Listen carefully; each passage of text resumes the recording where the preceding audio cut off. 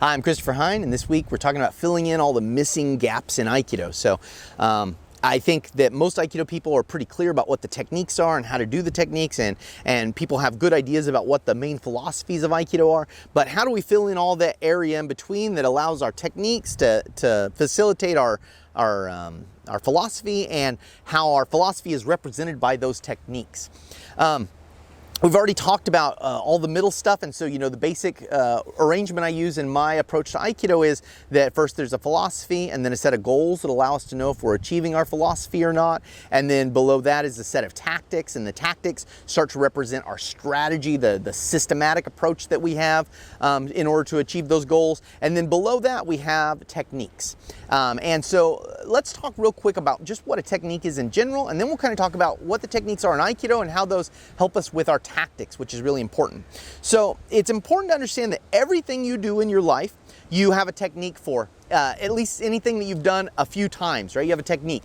And what the technique does is it enables you to do something in a really efficient manner, right? So I remember one time I became obsessed with the technique I used to button my shirt in the morning, right? And I realized that there were probably about 5 or 6 different ways to actually push the button through the hole and button my shirt, and that there were different techniques, and I didn't use the other techniques. And why didn't I use them? And why did I feel that the technique I used to button my shirt in the morning was really important? And that sounds like a weird thing, but the reason I got so obsessed with it is because I realized that martial arts techniques are just the same kind of thing, right? There might be a lot of ways to achieve something, but this shortened version of it is the one that I find ideal. And why do I find it ideal?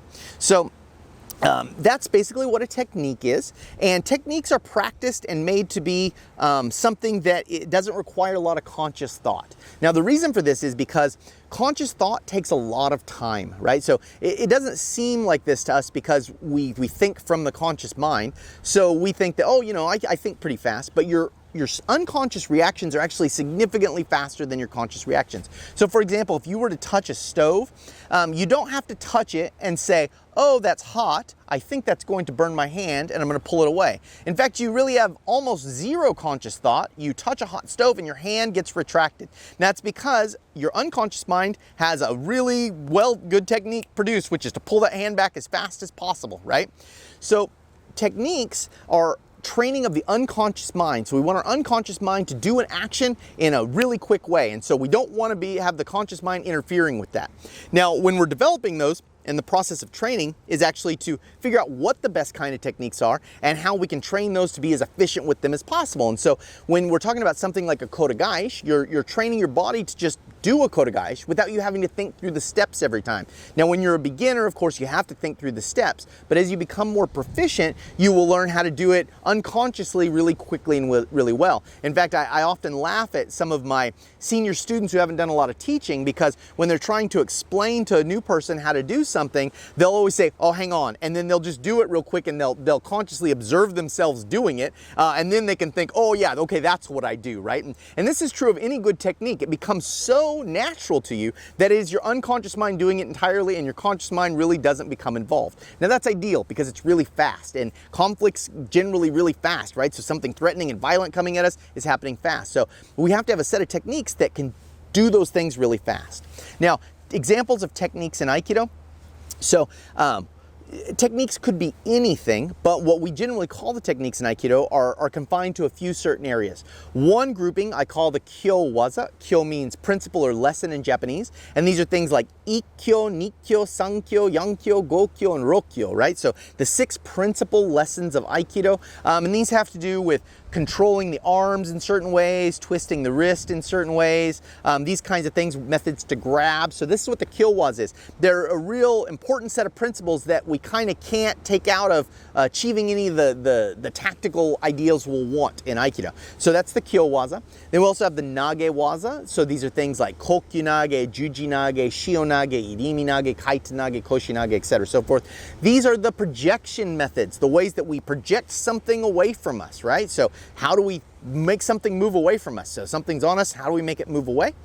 Then we have the osekomiwaza, which are the pins. So how do we hold something down? And that might sound like it's actually contrary to Aikido theory as I describe it, but I'll explain real quick as to how that works out. But the pinning methods, how do we hold someone down or trap someone in some way?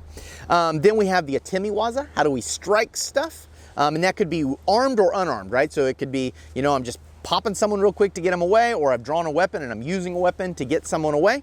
And the Hodoki Waza, how I escape from someone holding me. So if someone's got me in some way, how do I become disentangled from them? And that's what Hodoki actually means. So how do I disentangle myself from someone? And Buki Waza, so the Buki Waza is the weapon technique. So what if we get in a situation where we got to do some kind of weapon techniques, right? So I need to use a weapon, I'm forced to use a weapon to defend myself, which also in some ways might sound contrary to Aikido philosophy, but is a part of it. And the Dori Waza, which is how do we hold stuff, and the Dori Waza also includes how do we take something away from someone, right? So how would I take a weapon away from someone if someone was trying to attack me? So those are the regular techniques. In my approach to Aikido, we call those kumiuchi, and those are struggle methods, right? So they're the ways we struggle. Now, ideally in Aikido, we don't want to struggle. We want to make accords. We want to make some kind of negotiation that doesn't require us to struggle at all, but sometimes the struggle's unavoidable. And so all of these things fall into a lower level set of tactics. And these lower level set of tactics is generally what we call the techniques of Aikido. Now, those are all essential things, right? So for example, I would like someone to never be able to grab me. In fact, if someone grabs me, I've already lost my first 3 goals, right? So I wasn't ahead enough to keep them from grabbing me. I wasn't far enough away that they wouldn't grab me. And also my position, it was a bad one because they've got me. And then once they've got me, I'm probably not going to be able to easily get to the position I want. So someone grabbing me is really not what I want. Now, unfortunately, in Aikido, we think in order to do Aikido, we've got to let someone grab us first. So that's a real problem, right? Now, unfortunately, in Aikido, we think in order to do Aikido, we've got to let someone grab us first. So that's a real problem, right? So that's part of why we can't really achieve our philosophy, is because we think that those low-level tactics, which are important, they're very important to the system, we think those low-level tactics are what Aikido is. But instead, they're what we do when we can't do anything else. So they're included in the system, but they're not the ideal, right? And there's a lot of stuff with Ueshi, but talking about how the techniques and the forms are not really important, right? So they're something to practice and help you kind of learn the way of Aikido, but they're not the ideal, right? They are useful though, and I train my students in them all the time, and we spend a lot of time working on them, and especially 4th kyu, 3rd kyu, we really want them to have good, clean techniques. And it's reason because those techniques, those low-level tactics, can help reset us to the higher level tactics, which can then make us meet our goals, which once we're meeting our goals, then we're achieving our Aikido philosophy. So why are those what they are? Well, the Kyowaza is a set of very important principles that we'll use no matter what. Once someone is starting to come into contact with us, we're going to use those constantly all the time. We're constantly going to be using those. And that's because people are going to get a hold of us, and things like Ikkyo and Nikkyo and Sankyo and Yankyo, all of them, they can help us get free. Also, if someone was to have a weapon and try to get us, Doriwaza will also require Kyowaza, right? So in order to get something out of someone's hand, we're going to need to know the lessons of the Kyowaza. In order to make good Hodoki, I have to know the Kyowaza. The Kyowaza is really essential to all of our basic struggle methods. So that's why they're the principles, because those 6 principles will help us with everything else. The Nagewaza is really important because if I've lost my first 3 main goals and someone's next to me, I want to be able to project them away from me so I can then start using my higher level tactics. So if I can move someone away from me, and don't think a throw just has to be smashing someone into the ground. That's not the goal. Projections in Aikido are just to move someone away. So no one has to fall down. If they just stumble off of me, well, then I've got some distance again and I'm achieving one of my goals, right? So I'm then working from a higher position of tactics, right? So I'm using better tactics instead of having used the lower level tactics. So if someone's next to me and I can project them away, that's why we need Nagewaza to help reset to get to those higher level tactics. Pinning techniques. Now this one's a fun one to talk about because I think it seems like that would be antithesis of the philosophy of Aikido, right? So if I'm pinning someone, I very actively am in direct physical contact with them, so which means if they're a lot stronger than me, well, then I'm not going to be able to hold them very well. Also, I have to be close to them to pin them, so that's not achieving a main goal. I'm going to have all kinds of problems are going to happen from this, right? So it's important to understand that's a low-level tactic. Now, why might I need that low-level tactic? Well, I got to get someone disarmed because they're dangerous.